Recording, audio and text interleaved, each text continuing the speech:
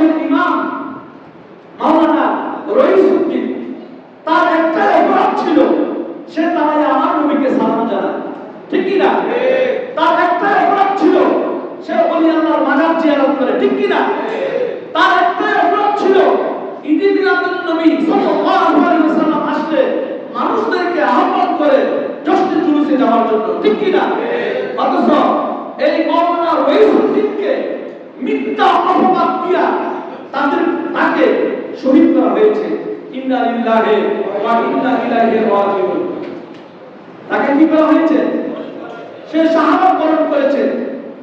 দেখেন, রইসুদ্দিন তো পার হয়ে গেল, যারা হত্যা করেছে তাদের বিচার অবশ্যই হতে হবে না?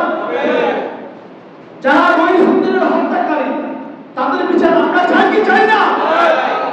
চিনে বলতে হবে, এই ইমামের হত্যাকারীর বিচার চাই কি চাই না?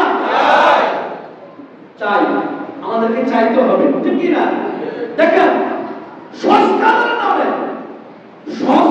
নামে বাংলাদেশের ইমামকে টার্গেট করে হত্যা করা, এটা আবার কোন দলের রাজনীতি জাতি জানতে চায়, ঠিক কি না?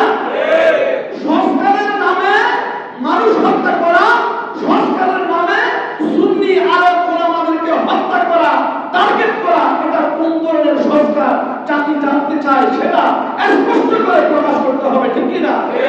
ঠিক কি না বলুন? আজকে ইমাম রইসুদ্দিনকে যারা